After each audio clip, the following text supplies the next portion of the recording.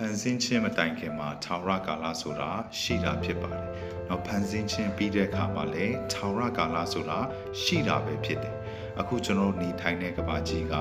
ထာဝရကာလကနေဘုရားသခင်ဖန်ဆင်းထားတဲ့ယာယီလောကကြီးပဲဖြစ်ပါတယ်။အတိတ်ပြစ္ဆုတ်ပံအနာဂတ်ဆိုတဲ့ဒီအချိန်နာရီတွေနဲ့ဒီစัจ java ကြီးတစ်ခုလုံးကမတည်မြဲပါဘူး။ယာယီစัจ java ကြီးပဲ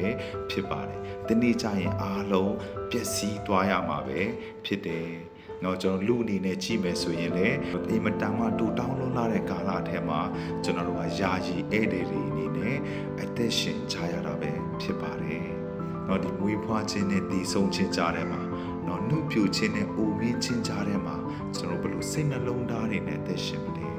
ကျွန်တော်ရဲ့မာနတွေကျွန်တော်ရဲ့အတ္တတွေကျွန်တော်ရဲ့စိတ်ခံစားချက်တွေကိုပဲရှေ့တန်းတင်ပြီးကိုယ့်အတွက်ပဲတက်ရှင်နေလား။ဒါဆိုရင်ကျွန်တော်တို့နောက်မျိုးဆက်တွေအတွက်အမွေဆိုးကိုထားနေတဲ့အလိုနဲ့အတူတူပဲဖြစ်ပါတယ်။ဒီနေ့ယာယီလောကကြီးထဲမှာကျွန်တော်တို့နောက်မျိုးဆက်တွေအတွက်ကြည်ပြီးတော့အသက်ရှင်ဖို့အင်မတန်မှ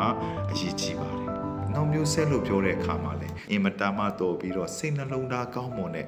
ကဘာကြီးကိုအကျိုးပြုတဲ့တင့်လူနောက်ထပ်မွေးထုတ်ထားခဲ့ဖို့ပြောနေခြင်းပဲဖြစ်ပါတယ်။တင်လူတွေအများကြီးအတွက်အသက်ရှင်လာမယ်ဆိုရင်ဘုရားသခင်ကလည်းတင်တယောက်တည်းအတွက်ကောင်းချီးပေးတာမဟုတ်ဘဲနဲ့နောက်မျိုးဆက်တွေအတွက်ပါတင်ကိုပို့ပြီးတော့ကောင်းချီးမင်္ဂလာတွေကိုတွန်းလောင်းပေးမှာပဲဖြစ်ပါတယ်။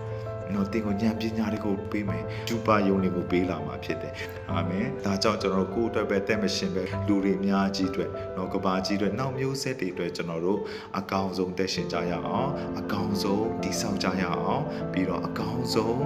လက်ဆင့်ကန်ထားကြရအောင်ရောက်စီတိုင်းပေါ်မှာဖျားသခင်အထူးကောင်းချီးပေးပါစေ